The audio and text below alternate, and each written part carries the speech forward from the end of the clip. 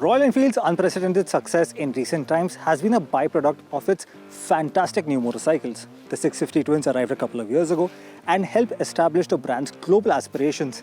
It is present in over 60 countries and counting, and that means more motorcycles are incoming. What really worked with the Interceptor 650 and Continental GT 650 was the fact that these are very well engineered and fun to ride motorcycles. But for a brand that's really built itself based on experiences and long tours and rides, it really missed out on a dedicated cruiser in its stable. That's exactly where the new Super Meteor 650 fits in. It's built on a completely new platform. It uses the same 650cc engine though, but the ergos are different, the components are different, and that's plenty more sophisticated with this motorcycle. So the big question is this the kind of a motorcycle you would like to spend an entire day riding? Hello and welcome to HT Auto. My name is Samir Contractor, and let's answer that question.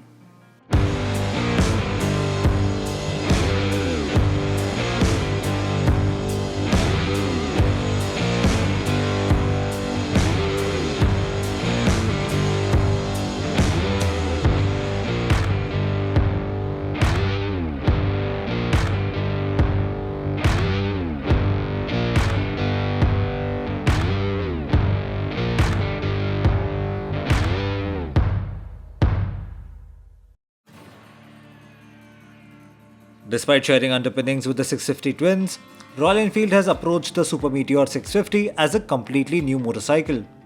Changes are aplenty with the new tubular steel spine frame, which has been optimized for cruising ability. The Super Meteor sits on a 1500mm long wheelbase, 100mm longer than the Interceptor, and the new design commands a bolder road presence. The larger body shell is complemented by a flowing design language. The cruiser styling is unmistakable and well integrated with Royal Enfield's traditional lines. It's distinctly different from the Meteor 350 and holds its own identity on the road. The teardrop-shaped fuel tank, long fenders, round headlamp and touring seat all scream retro. But there's also the LED headlamp, sophisticated Showa front forks and alloy wheels that lend a modern feel. The instrument cluster incorporates a digital display with all the essential information, while the Tripper navigation pod is a standard fitment. There are two variants on offer, Solo Tourer and Grand Tourer, and we are riding the former with the split seats.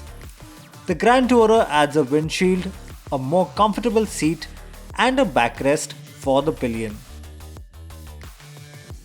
Now the ergonomics on the new Super Meteor 650 are dedicated for cruising, so let's quickly hop on and show you that.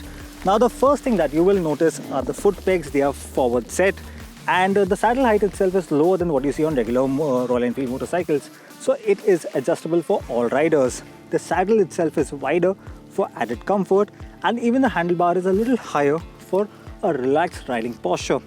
But you also get further adjustability with the clutch and brake levers, and that's just fantastic. Build quality is equally impressive, and Royal Enfield seems to have spared no expense. The motorcycle feels substantially better than even the 650 Twins. The welds are well finished and show an emphasis on getting the finished product right down to the last spec. I do think that this is the best that has come from Royal Enfield so far. The paint quality, the brushed aluminum finish on the switchgear, on the fuel tank lid, even the clutch and brake levers, all are premium grade. The chrome finish on the badging, even the rear view mirrors and the exhaust all feel top notch. And for the brand's new flagship offering, there's a lot of attention to detail that's gone in, and it just feels great to see that as a global product, it's right up there where a flagship product needs to be. The 648cc parallel twin engine is a direct lift from the Interceptor 650 with a new engine case. But the ECU has been remapped, and so has the gearing. The engine was always fantastic in the way it performed, and on the Super Meteor, it feels right at home. Power figures remain the same, however, the engine feels a lot more refined and better suited for cruising. Power delivery is seamless, linear and quick, and the throttle calibration is perfectly done. The long ratio 6-speed gearbox offers seamless shifts, and the wide torque spread ensures ample power irrespective of the gear you are in. The motor is super tractable and you will do triple digit speeds with ease. The engine feels sublime between 80 to 100 km per hour at just 5000 rpm and will easily stay between 100 and 120 km per hour all day long. Push beyond that and the vibrations kick in on the foot pegs and the handlebar. We managed a top speed of 150 km per hour, but the strong vibrations and wind resistance is hard to keep up with.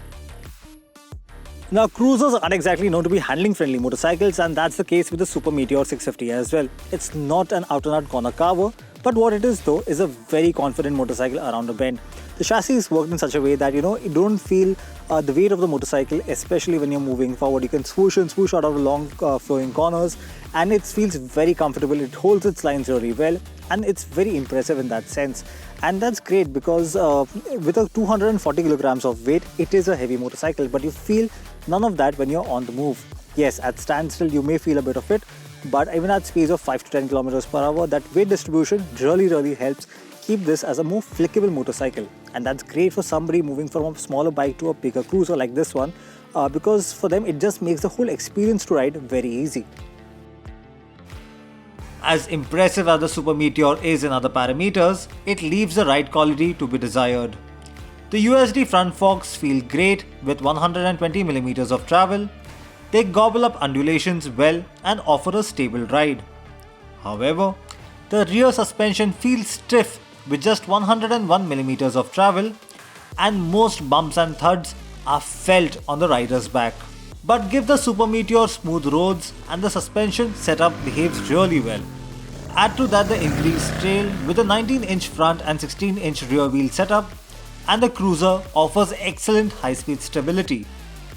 The limited suspension travel also means that you have fewer chances of scraping the foot pegs or exhaust despite the low ground clearance. Braking feels progressive on the Super Meteor and certainly better than the older Royal Enfield motorcycles. What we would have liked though was more bite at the lever. With prices starting at 3,49,000 rupees going up to 3,79,000 rupees ex-showroom India, the Super Meteor 650 is not only a capable cruiser but a value proposition as well. It's only marginally more expensive than the Interceptor 650 but offers a lot more premium components for the price. We spent an entire day riding the new Royal Enfield Super Meteor 650, and I have to say this is a very fun motorcycle. We've clocked about 200 kilometers and through the day, through about 8 to 10 hours on the saddle now, it's been a comfortable ride. This is a fun motorcycle. The engine, the power delivery is absolutely fantastic. It just cobbles up roads, it munches on the miles. All those idioms are very true for this motorcycle.